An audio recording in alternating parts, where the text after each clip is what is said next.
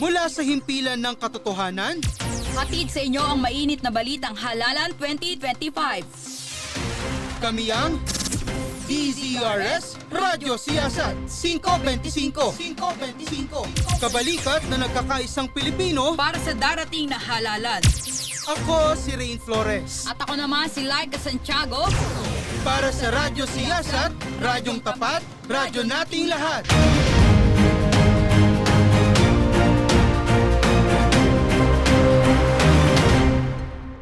Isang mapagpalang araw, Pilipinas. Para sa ulo ng mga umatikabong balitang halalan. Pumatay ng 15 senador. Yan ang pabirong mungkahi ni dating Pangulong Rodrigo Duterte. President Marcos may pasaring na buwelta. PBBM ikinumpara sa suka ang oposisyon. Rodriguez bumanat. Kontrobersyal na video ni KOJC leader Apollo Kibuloy, umani ng batikos. Inarestong alkalde ng Pandi dahil sa kasong rape. Tatakbo muli sa halalan. Para sa unang balita, pumatay ng 15 senador. Yan ang kontrobersyal na pahayag ni dating Pangulong Duterte sa isinagawang proclamation rally ng PDP laban nitong Huwebes sa San Juan. Ngayon, marami kasi sila. Ano dapat ang gawin natin? Patayin natin yung mga senador ngayon para mabakante. Yan ang pabirong banat ni dating Pangulong Rodrigo Duterte upang magkaroon di umano ng bakante at makaupo sa pwesto ang kanyang mga pambatong senador. Muli ring binatikos ni Duterte ang kasalukuyang administrasyon. Aniya, napako na ang murang bigas na ipinangako ng Pangulo noong panahon ng kanyang kampanya para sa nakaraang 2022 elections. Dahil dito, tila ba may pasaring ang kasalukuyang Pangulo sa naganap na campaign rally ng kanyang mga kaalyado. Narinig lang natin nung isang araw. Wala daw pag-asa. Siguro, kali na, wala silang pag-asa. Kaya papatay na lang sila ng 15 na senador. Ay, talaga, sabagay. Mahirap naman yung ibang tao. Ang iniisip lang nila, ang kaisa-isang solusyon sa lahat ng problema ay pumatay pa ng Pilipino. Bagamat hindi direct ng pinangalanan ang nagsabi, tila ba naging sagot ang pahayag na ito ni Pangulong Bongbong Marcos. Dahil sa sinabi ni dating Pangulong Duterte, siya ay kasalukuyang nahaharap sa isang criminal complaint na isinampa ni Police Major General Nicolas Torre III sa DOJ. Ikinumpara sa suka ang oposisyon ng kanyang mga kaalyado. Ganyang bineltahan ni PBBM ang mga katunggali sa halalan. At ang sabi, kala mo'y pinabili lang nga ng suka. Alamin ang iba pang mga detalye mula kay Casey Jonyo. Magkasunod na patutsada ang binitawan ni na Pangulong Marcos at Vic Rodriguez sa gitna ng umiinit na kampanya para sa halalan. Sa kick-off proclamation rally ng Alyansa para sa Bagong Pilipinas, ipinagmalaki ng Pangulo na hindi kayang tapatan ng ibang partido ang puwersa ng kanilang mga kandidato.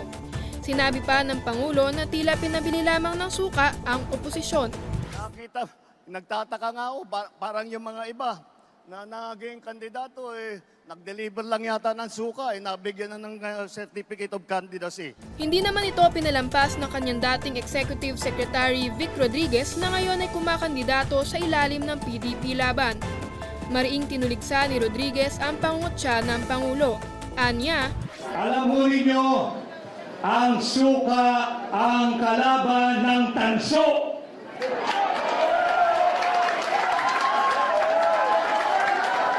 Ang suka ang kalaban ng pekeng ginto. buwelta pa ni Rodriguez, hindi niya ikinahihiya ang pagbili ng suka. Dahil higit sa lahat, may pagmamalaki siyang diploma. Binanggit din ni Rodriguez sa kanyang kampanya na proud siyang miyembro ng Team Suka. Kaya ako ay natutuwa kung ito man ang Team Suka. Isa po akong proud member ng Team Suka. At atin pong lalabanan ang Team Sinusuka! Samantala, ilang miyembro din ng PDP laban ang nadismaya sa pahayag ng Pangulo. Giit ng PDP, marami sa kanila ang mga abogado at may maibabatbat na kredensyal. Ako si Casey Jonyo para sa DZRS 525 nag-uulat. Maraming salamat, Casey. Video message ni KOJC leader Apollo Kibuloy, umani ng pambabatikos dahil sa special treatment. Pakinggan ang iba pang mga ulat mula kay Marvy Servande. Tumaas ang kilay ng ilang kritiko ni Appointed Son of God, Pastor Apollo Kibuloy matapos maglabas ng isang video message habang siya'y nakakulong. Giit ng ilan, may VIP treatment daw sa pastor sa pagkakaroon nito ng access upang makapag-video record. Matatandaang pinost ang video sa Facebook page ng SMNI News na pag-aari rin ng pastor noong mismong araw ng pagtitipon ng KOJC sa Inares Sports Arena. Samantala, nagkaroon daw ng miscommunication sa pagitan ng kampo ni Kibuloy at ng korte at aksidenteng na-post ang video ng isang staff ng SMNI. Pinagpapaliwanag naman ng korte ang kampo ni Kibuloy sa loob ng 5 araw. Si Apollo Kibuloy ay tumatakbo rin sa pagkasenador sa kabila ng patong-patong na kasong kinahaharap. Anya, God's will daw ito at ito raw ang misyon niya. Para sa Balitang Halalan 2025, Marvy Servande mula sa Radyo Siyasa. Maraming salamat, Marvy Servande. Naarestong alkalde ng Pandi dahil sa kasong rape, re-electionist sa Halalan 2025. Para sa karagdagang ulat, narito si Jonel Caparas. Pinakawalan na ng korte si Pandi Mayor Enrico Roque matapos sampahan ng kasong rape, kabilang ang 2 pang kasama nitong opisyal. Ito ay matapos ibasura ang arrest warrant na inilabas ng Caloocan RTC laban sa alkalde nito lamang Disyembre taong 2024. Matatanda ang inaresto ang alkalde sa isang resort sa kalagitnaan ng Christmas party dahil sa panggagasang nangyari umano taong 2019. Ayon kay Roque, gawa-gawa lamang ito ng sino man naghain ng reklamo at ito raw ay may bahid ng politika. Kabilang sina Konsyal John Rojas at Ruel Raimundo sa mga kinilalang kasabwat umano ni Roque. Batay sa paglalahad ng biktima, nilasing umano siya nito saka pinagsamantalahan kasama ng 2 pang opisyal. Pansamantalang ikinulong si Roque sa NPD Custodial Facility bago palayain 1 linggo matapos arestuhin ng mga otoridad. Sa kabila ng naturang issue, kabilang pa rin si Roque sa huling tala ng COMELEC ukol sa mga nag-file ng Certificate of Candidacy, patunay ng muli nitong pagtakbo bilang alkalde ng Pandi, Bulacan. Hindi na muling nagpaunlak ng panayam ang kampo ni Roque kaugnay sa kaso. Ako si Jonel Caparas, nag-uulat para sa Radyo Siyasat 525. Susunod sa DZRS. Impeachment ni Vice President Sara Duterte. May epekto nga ba sa nalalapit na halalan? Balikan natin ang mga naging ganap sa nangyaring pagdinig. Kasiyasat, ano na? Yan ang mga balitang abangan. Magbabalik po ang Radyo Siyasat. 525.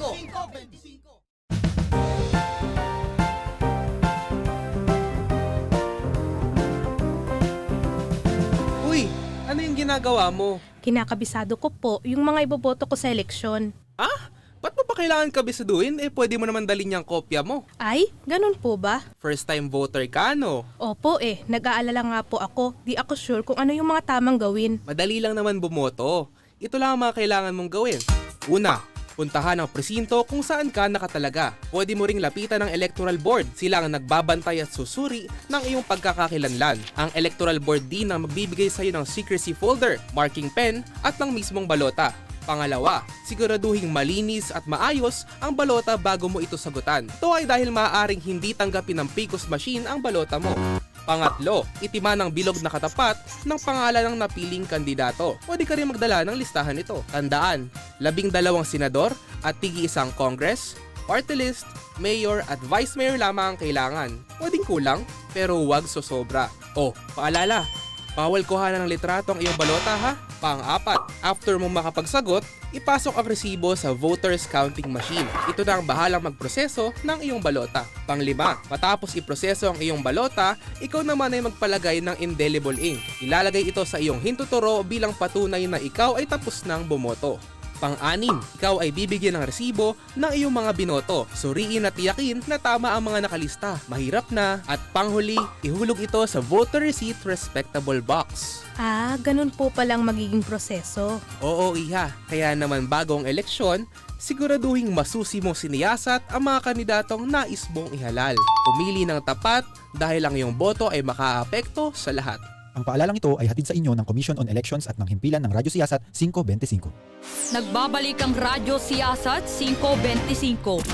Halalan 2025, hindi apektado ng impeachment ni Vice President Sara Duterte.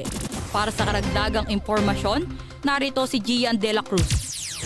Iniyak ng Commission on Elections o COMELEC na hindi maapektuhan ang kanilang paghahanda para sa 2025 midterm elections sa kabila ng inihaing impeachment laban kay Vice President Sara Duterte.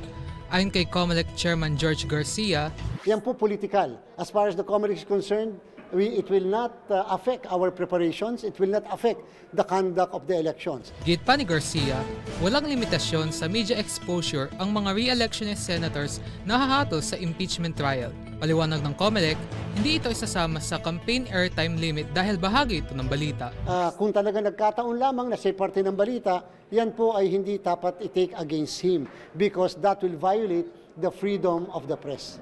Posibleng magsimula ang impeachment trial ng bise sa 20th Congress. Ayon kay Senate President Chis Escudero, ito ay pagkatapos ng halalan at SONA na gaganapin sa Hulyo.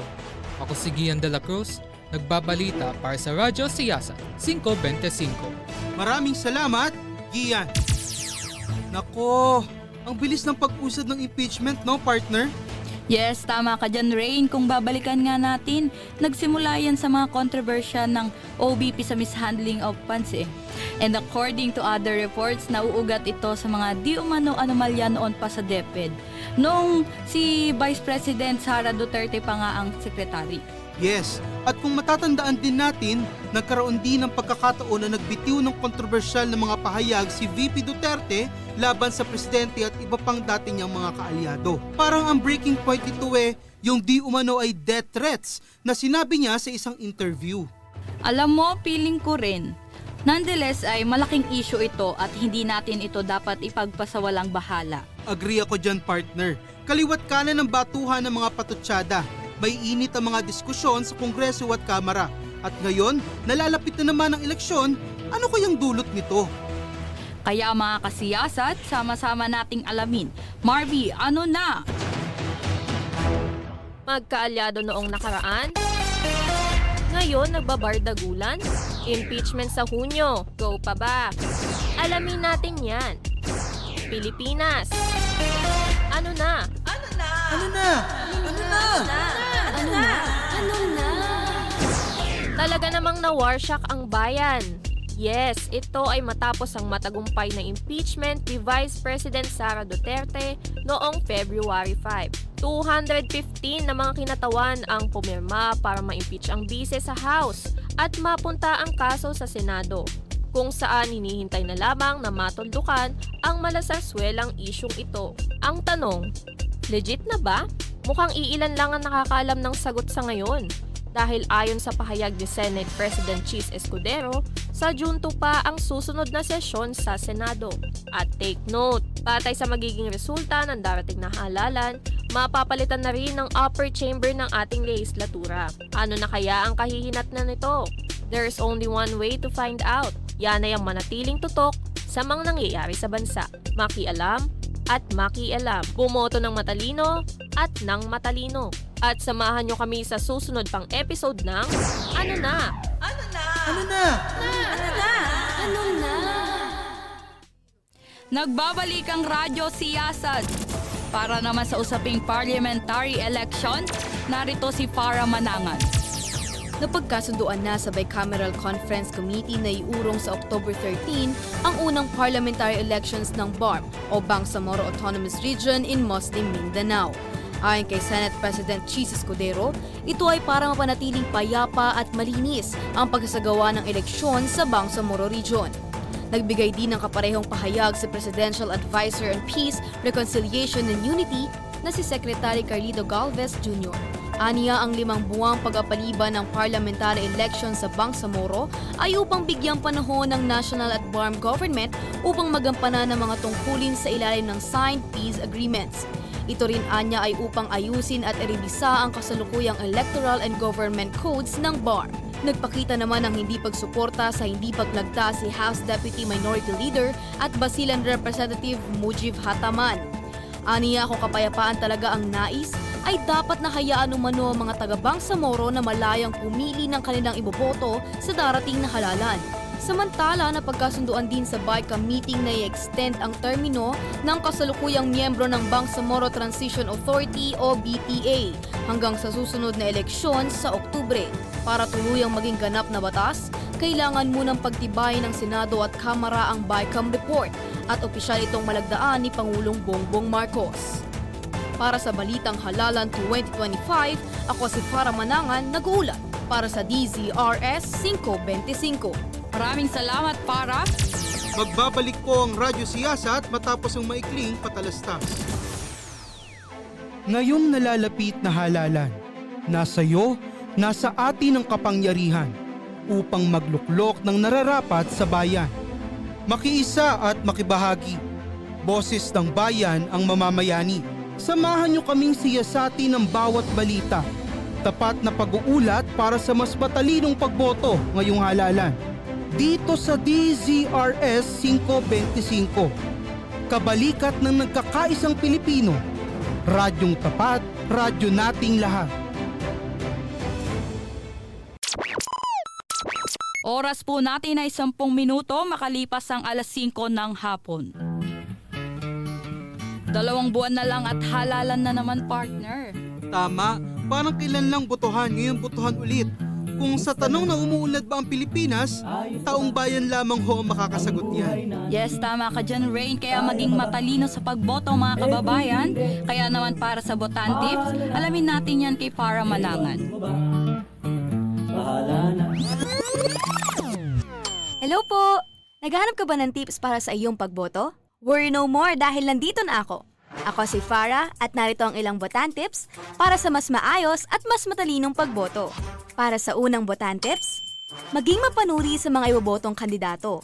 Alamin ang kanilang credentials at mga plataforma. Hindi masamang maging mapili sa kandidatong iyahalal sa posisyon.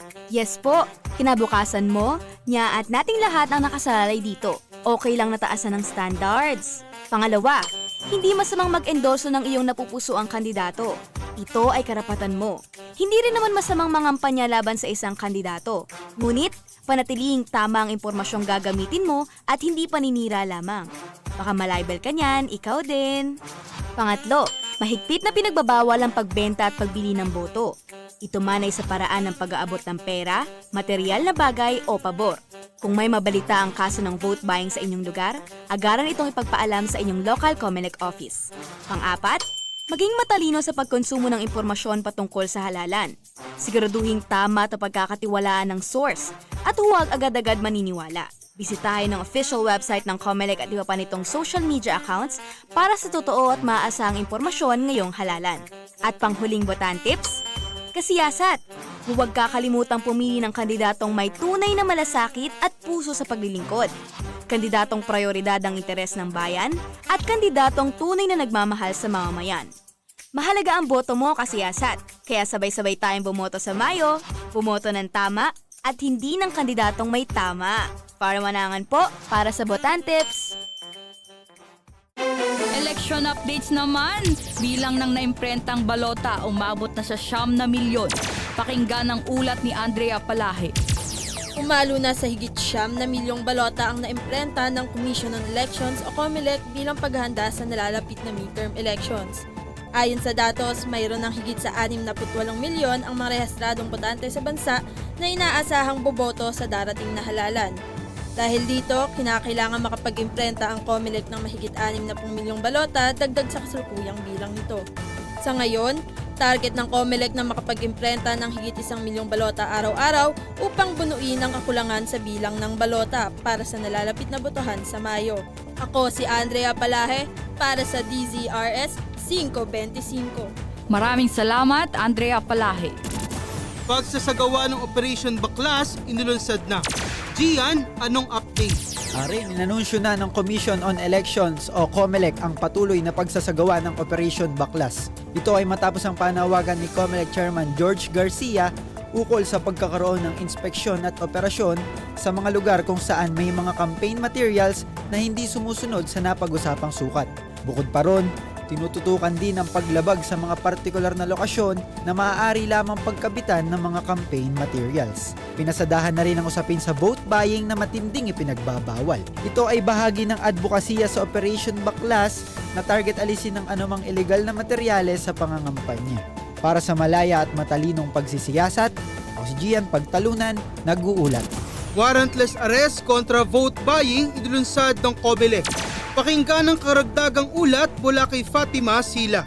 Papayagan ng Commission on Election o COMELEC ang pag-issue ng warrantless arrest sa sino mang maaktuhang bumibili ng boto o vote buying, maging ang mga tumatanggap ng pera o vote selling. Iyan ay matapos maglabas ng resolusyon ang COMELEC kaugnay ang kanilang kampanyang kontrabigay na naglalayong patatagin ang komisyon laban sa talamak na vote buying.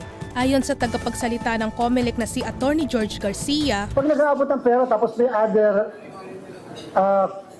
corroborating evidence, for example, campaign materials, sample ballots or whatever, habang inaabot yun, ay yun pwede kami mag-presume, pati yung law enforcement authorities, that is vote buying. ang sino mang mahuhuli ay dadalhin sa pinakamalapit na police station.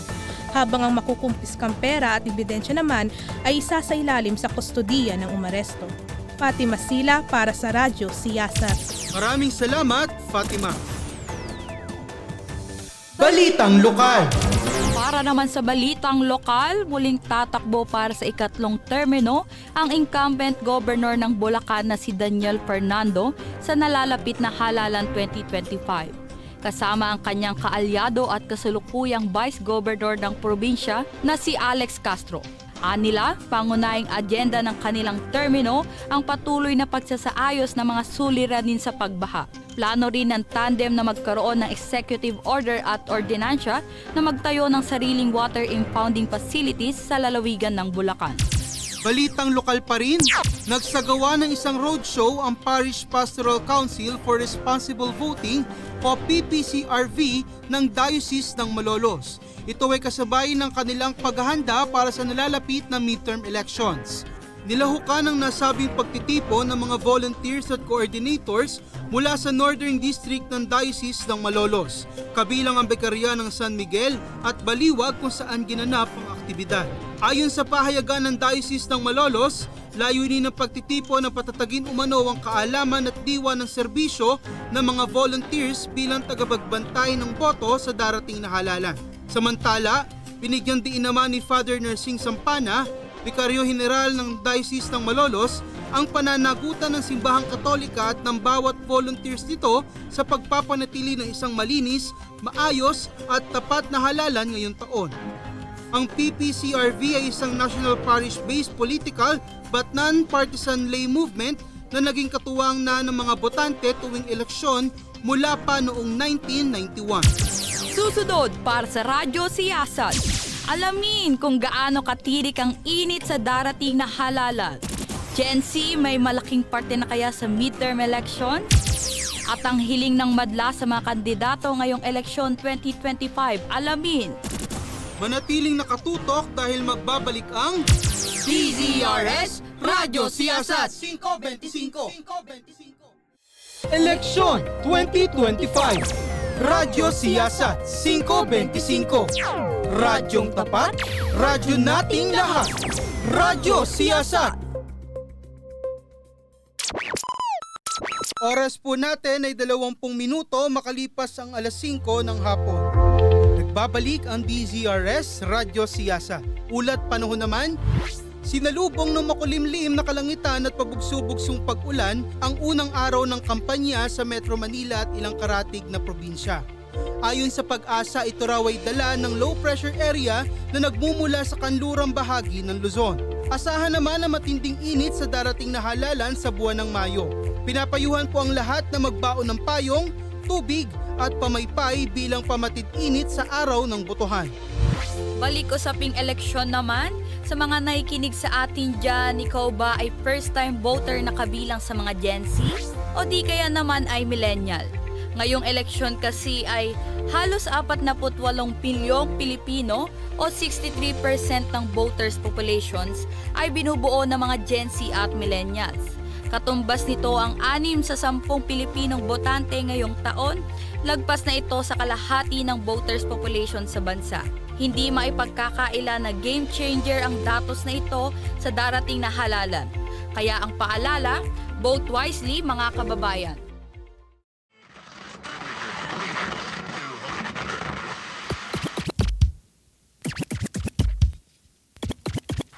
Sa pag-shade ng balota, nasa mga palad mo ang pagbabago.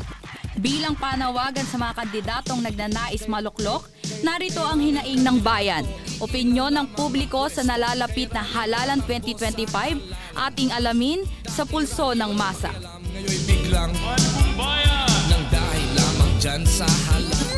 Ngayong nalalapit na ang halalan, simula na ang mga kandidato sa pagkatok sa puso ng publiko. Pero, ano nga ba ang hinahanap ng taong bayan sa mga kandidatong dapat iboto? Dinggin naman kaya ang kanilang hinaing? Ako si Gian at samahan niyo akong alamin ang sigaw ng taong bayan. Dito lamang sa Pulso ng Masa! Ang hinahanap ko sa isang kandidato ay siyempre yung maasahan. Hinahanap ko yung tapat. Yung iboboto ko yung hindi namimigay ng 5,000. Sa patuloy pa naming pakikinig at pakikipanayam, may mga issue silang nais masolusyonan na sana ay dinggin ng mga susunod na mahahalal. Gusto kong magkaroon ng basketball court para yung mga batang adik, di na sila magshabu or di na sila magmariwana. O kaya di na nila maisipang mag-rugby. Una yung kahirapan ng mga tao, tapos yung mga krimen na nangyayari ngayon. Mabuhasan yung mga kahirapan dito sa Pilipinas. Narinig na natin ang tinig ng masa, kaya sa darating na halalan, maging matalinong mamamayan. Gamitin ang kapangyarihan para bumoto ng mga kandidatong suportado ang kinabukasang progresibo. Ako si Gian Pagtalunan para sa Pulso ng Masa! At dyan po nagtatapos ang 20 minutong pagsisiyasat sa mga isyong politikal. Muli, siyasatin nating maigi ang mga kandidatong may prinsipyo at integridad. Para sa matalinong pagboto, kabalikat ng nagkakaisang Pilipino, ako si Rain Flores. Hanggang sa susunod na pagsisiyasat, pagkilatis at malayang pagbabalita, ako naman si Laika Santiago, kami ang DZRS Radyo Siyasat 525, ang radyong tapat, radyo nating lahat.